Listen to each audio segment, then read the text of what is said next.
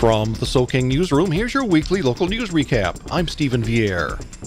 The King County Sheriff's Office is reporting that a man was stabbed outside the Dragon Pearl restaurant in Burien late in the evening of September 18th. The restaurant is located in the 15,000 block of First Avenue South. Sergeant Cindy West told the B-Town blog, "The victim and suspect got into a verbal argument and then both ended up outside, where the suspect stabbed the victim in the stomach." West noted that the victim's injury was not life-threatening and that the suspect left the scene before police arrived. West added that there is conflicting information about the suspect's description and what precipitated the fight. We'll provide more information on this story as it becomes available. More at btownblog.com. The Burien City Council wants an October meeting between the City of Burien, the Port of Seattle, and the Regional Office of the Federal Aviation Administration to discuss the recent increase in airplane noise over Burien. The Port of Seattle told the City Council during its September 19th meeting that it had not been told in advance by the FAA about its flight pattern changes that have increased the frequency of flights and airplane sound levels for city residents. Burien residents crowded the Monday night council session to express their anger and disbelief. City Manager Cameron Garol said the city has met twice with SeaTac Airport's Managing Director Lance Little and others on the takeoff changes made by the FAA. He said he was working to have a direct meeting with the FAA soon so that he can understand their reasons for the change and to see if there are options to the present takeoff dispersal pattern. Stan Shepard, the Port of Seattle's manager of airport noise programs, said the port did not know about the routing change when the FAA initiated it back in July. Shepard added that it took the port about a week to identify why there was suddenly a spate of new noise complaints. Shepard said that during the warmer months, the wind is predominantly from the north, while during cooler, rainier periods, it blows from the south. Planes must take off and land into the wind, so during warm months, more flights take off northward. Shepard noted that aircraft turns used to occur further north over West Seattle and even Ballard. All propeller-equipped airplanes are now directed by the FAA tower at SeaTac to turn west over Burien when taking off. The idea, he says, is to get the smaller, more maneuverable planes quickly out of the way so that more of the heavier jet airliners can quickly depart. Speaking again on behalf of the Port of Seattle, Shepard emphasized that only the FAA has the authority to make flight pattern determinations, not the port. Once a plane has left the ground, its path becomes totally controlled by the FAA.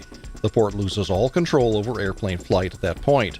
Shepard said the change as to where planes turn was a directive generated internally by FAA personnel only. In the FAA's view, there was no reason to notify the Port of Seattle of the change. All of the people in SeaTac Airport's control tower who direct plane takeoffs and landings are employees of the Federal Aviation Administration. They are in no way subject to any rules or demands asserted by the port. Shepard says the port is merely advocating the wishes of the community, but the final decisions are totally up to the federal agency. Further information at btownblog.com. With an eye towards being open with parents and staff, Highline Public Schools Superintendent Susan Enfield held a public meeting at Highline High School on September 19th. The meeting resulted in detailed conversations over controversial in-school suspensions that some say lack adequate punishment for repeat and often dangerous student offenders. Enfield said the district has refined and will continue to shape the in-school suspensions so that those in need of more serious help will get it from hired professionals and through internal assistance from the school administration. Persistent critic Laura Castronover of Des Moines, who was also on the district's 40-person Capital Facilities Advisory Committee that created the latest school bond drive, said she pulled her child out of Highline schools because of the number of teachers leaving the district. Castronover asked Enfield, "How do you say that losing 200 teachers since June is normal?" Enfield replied that that number is about normal for a school district the size of Highline. She elaborated by saying, "We actually keep very careful track of the rate at which teachers leave, so my first year was a little over 10%, my second year it was 12.9%, after that it was 11.6%, and last year it was 11.1%. She added that the number sounds very scary, but in comparison with other districts, it isn't off the charts, and the rate is going down. She added that the district does exit surveys, and teachers leave for lots of different reasons. Regarding student suspensions, Enfield said the district supports school staff in doing what we need to do to determine if a student should not be on campus, or if a student is a danger to teachers, staff, or students. She emphasized, in her words, the issue is taken incredibly seriously. The district has spent money on specialists in re-engaging with students, and it pays for de-escalation training and specialists with the in-school and out-of-school suspension programs. Also, training is used to further teach staff and teachers about ways to calm down a student who is getting out of control. Enfield added, "Rest assured that when a student needs to be taken off the campus, they will be." More at btownblog.com. The proposed cutting down of up to 2,270 trees that have been identified as potentially obstructing the flight path corridors at SeaTac Airport was highlighted at September 13th's SeaTac City Council session. The Port of Seattle's plan is being opposed by the administrator of the South King County Cultural Association. Council members were told that the port is only carrying out the mandate of the Federal Aviation Administration. Not to do what the FAA requires could have drastic implications, even to curtailing the number or type of flights, or possibly even losing federal grants to help finance the airport and the area. Barbara McMichael, the administrator of the Cultural Association, said that one of the things that has come up increasingly from her members is about trees, along with the fact that the wholesale removal of so many trees from our community is becoming of increasing concern for them. She said that not all of the 1,600 to 2,270 trees can be saved, but perhaps most would not have to go. The FAA's Flight Safety Corridor program requires all federally charged airports to survey landing and takeoff zones every 5 years. Anything found over a set height within these zones must be removed. As such, the Port of Seattle insists that it is not the instigator of the tree removal program. Fortunately, and unlike some cities in the nation, there are no buildings around SeaTac Airport that are too tall and will have to be removed. In one city, a tall apartment building had to be torn down to comply with FAA regulations.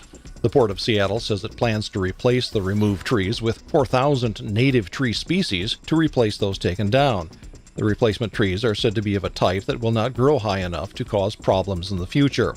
Since the phase of removing trees from private property will not begin until 2018, there is time for those concerned to work with port officials on individual solutions. Residents with tall trees on their property can call a phone number on the port's website or email them to have someone come to their property to evaluate potential problems and make recommendations.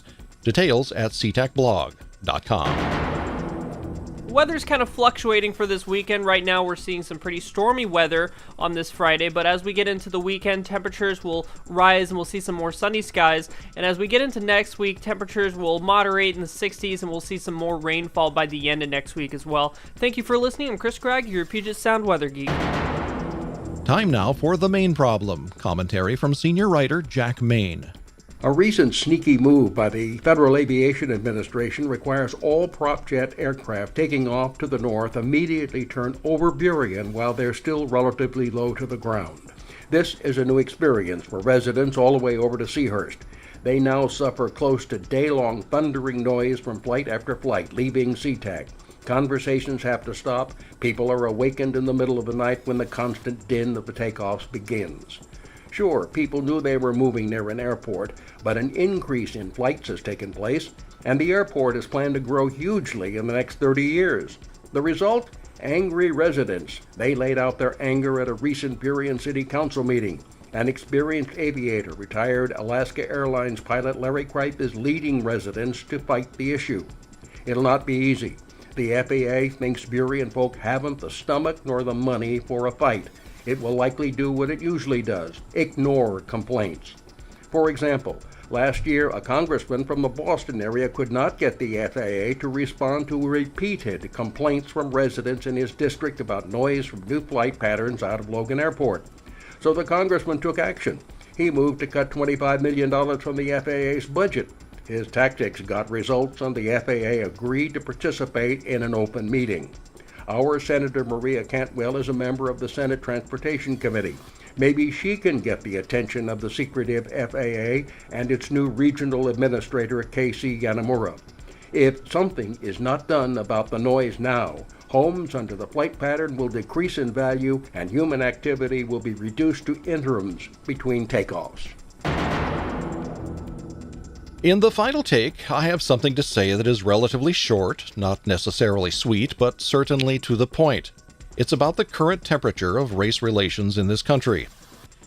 We continue to read and hear about white and black policemen, apparently in fear of their lives, shooting unarmed, often innocent people of color, who are also in fear of their lives when stopped by police. We have the recent demonstrations and even riots in Charlotte, North Carolina, and in other major cities that have resulted to protest such shootings. Haven't we as a society made any progress in race relations since the time of Martin Luther King Jr. and the major civil rights gains of the 1960s?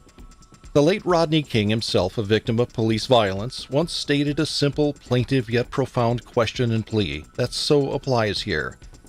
Can we all get along?